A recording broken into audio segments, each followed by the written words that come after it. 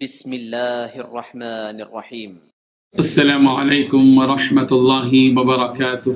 إن الحمد لله نحمده ونستعينه ونستغفره ونستهديه والصلاة والسلام على أشرف الأنبياء والمرسلين محمد وآله وصحبه أجمعين أما بعد. حاضرین و ناظرین، یہ درس نمبر 1054 ہے اور آج سورۃ النحل کی 3 آیتوں کی تلاوت اور تشریح کی جائے گی، آیت نمبر 7، 8 اور 9۔ چلیے سب سے پہلے ان 3 آیتوں کی تلاوت کرتے ہیں، لفظی ترجمے اور ترجمے کے بعد تشریح کرتے ہیں۔ اعوذ باللہ من الشیطان الرجیم، بسم اللہ الرحمن الرحیم۔ وَتَحْمِلُوا أَثْقَالَكُمْ إِلَى بَلَدٍ لَمْ تَكُونُوا بَالِغِيهِ إِلَّا بِشِقِّ الْأَنفُسِ إِنَّ رَبَّكُمْ لَرَءُوفٌ رَحِيمٌ وَالْخَيْلَ وَالْبِغَالَ وَالْحَمِيرَ لِتَرْكَبُوهَا وَزِينَةً وَيَخْلُقُ مَا لَا تَعْلَمُونَ وَعَلَى اللَّهِ قَصْدُ السَّبِيلِ وَمِنْهَا جَائِرٌ وَلَوْ شَاءَ لَهَدَاكُمْ أَجْمَعِينَ صدق اللہ العظیم۔ لفظی ترجمہ یوں ہے، وَتَحْمِلُ، اور وہ اٹھا لے جاتے ہیں، اثقالکم، تمہارے بوجھ، الی بلد، اس شہر کی طرف، کہ لم تکونوا، کہ نہیں ہو تم بالغی، پہنچنے والے اس شہر تک، الا بشق الانفس، مگر سخت جسمانی مشقت کے ساتھ۔ ان ربکم، بلا شبہ تمہارا رب، لرؤوف، بہت ہی شفقت کرنے والا، رحیم، نہایت رحم کرنے والا ہے۔ والخیل، اور اسی نے پیدا کیے گھوڑے، والبغال، اور خچر، والحمیر، اور گدھے، لترکبوها، تاکہ تم ان پر سوار ہو، وزینہ، اور زینت کے لیے، ویخلق، اور وہ پیدا کرتا ہے، ما لا تعلمون، جو تم نہیں جانتے، وعلی اللہ، اور اللہ ہی پر آگ پہنچتی ہے، قصد السبیل، سیدھی راہ، ومنہ، اور کچھ ان میں سے جائر، ٹیڑھی ہیں، ولو شاء، اور اگر چاہتا، لہداکم اجمعین، تو تم سب کو ہدایت دے دیتا۔ ترجمہ یوں ہے، اور دور دراز شہروں میں جہاں تم زحمت شاقہ کے بغیر پہنچ نہیں سکتے، وہ جانور مویشی تمہارے بوجھ اٹھا کر لے جاتے ہیں، کچھ شک نہیں کہ تمہارا رب نہایت شفقت کرنے والا، بڑا مہربان ہے۔ اور اسی نے گھوڑے اور خچر اور گدھے پیدا کیے تاکہ تم ان پر سوار ہو، اور وہ تمہارے لیے رونق و زینت بھی ہے، اور وہ اور چیزیں بھی پیدا کرتا ہے جن کی تمہیں خبر نہیں۔ اور سیدھا راستہ تو اللہ تک جا پہنچتا ہے، اور بعض راستے ٹیڑھے ہیں، وہ اس تک نہیں پہنچتے، اور اگر وہ چاہتا تو تم سب کو سیدھے راستے پر چلا دیتا۔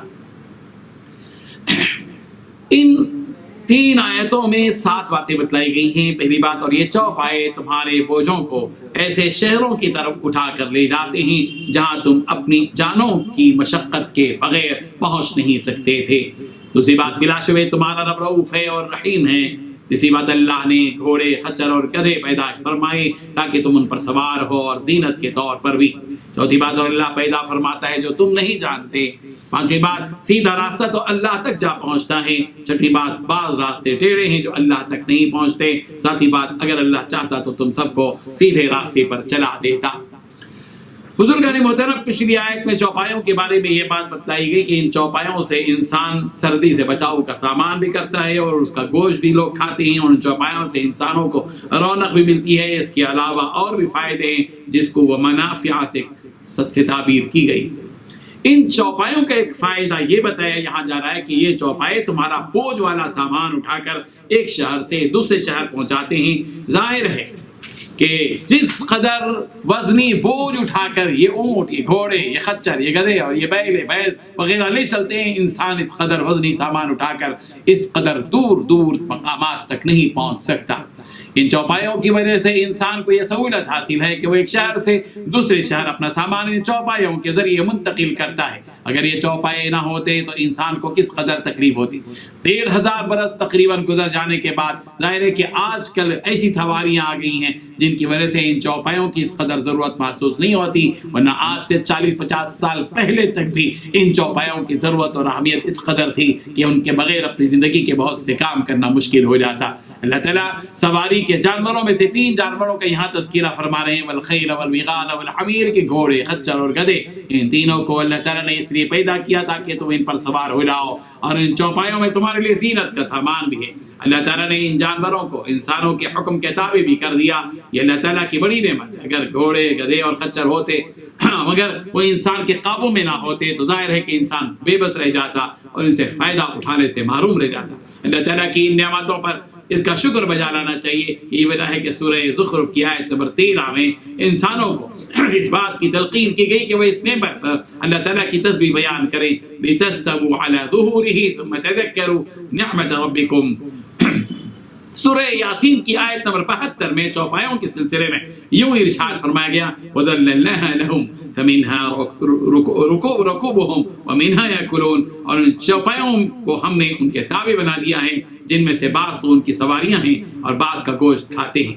وَيَخْلُقُ مَا لَا تَعْلَمُونَ کہہ کر اللہ تبارک و تعالیٰ نے یہ حقیقت بھی بندوں کو بتلا دی کہ جس وقت تم اس قرآن مجید کی ان باتوں کو سن رہے ہو اس وقت تمہیں رب ذوالجلال کی پیدا کی بعض چیزوں کا تو علم ہے، لیکن بہت سی ایسی چیزیں ہیں جو زمانے کے گزرتے گزرتے پیدا ہوتی جائیں گی جن کا آج تمہیں علم نہیں ہے۔